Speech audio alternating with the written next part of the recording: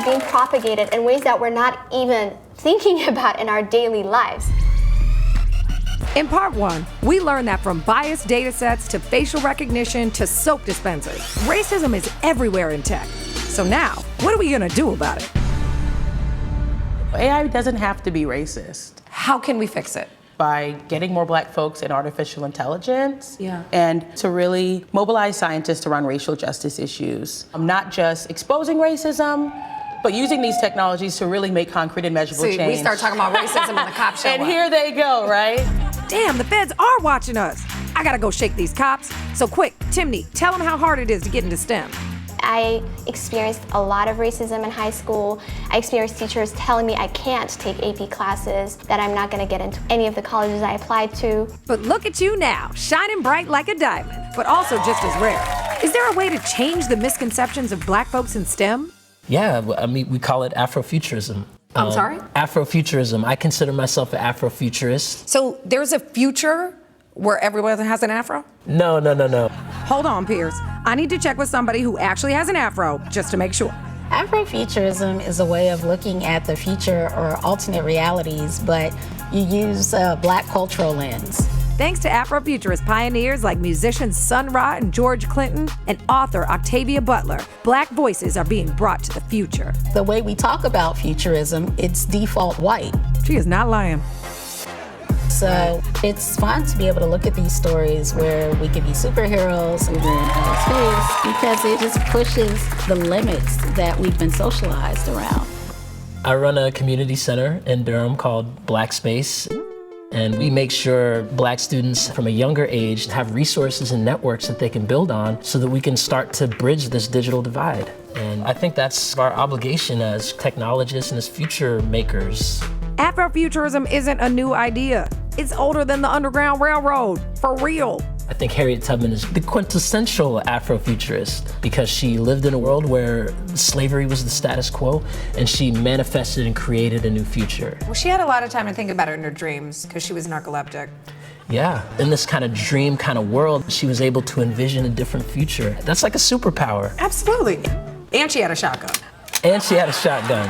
Okay, so maybe it was more of a pistol. I wasn't good at history. The important thing is, kids like George are channeling Harriet's spirit and shooting their shot.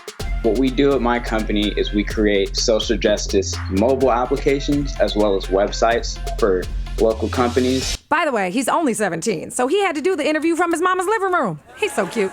I've created the 21st century key from staying safe from police brutality with my application CopStop.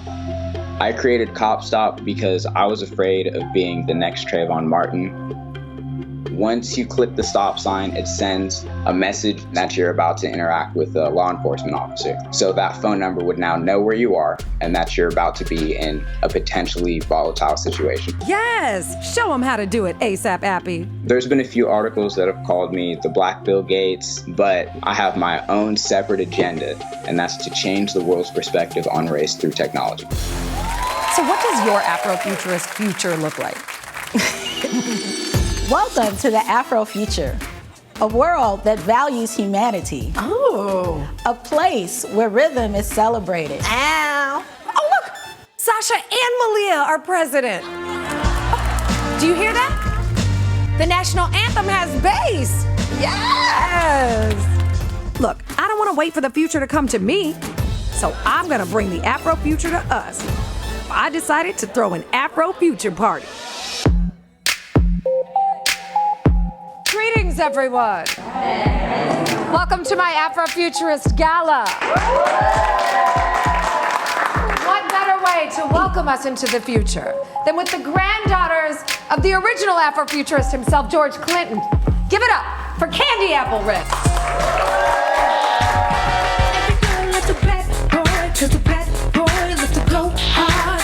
And every boy loves a good girl to be a bad girl, and I can both say. For me, being an Afrofuturist means acknowledging some history that has been lost to us, reclaiming it, and changing the image so that future generations are more inspired. No one does what I do to you, so bring it home. I'd love to just imagine a world where we're not dealing with injustices and criminal systems. Your mama got your back. So good. future, I'm not going back. The foundation for Wakanda is all around us. We can build our Afrofuture together today. Even if it means a body rolling robot might try to take my job.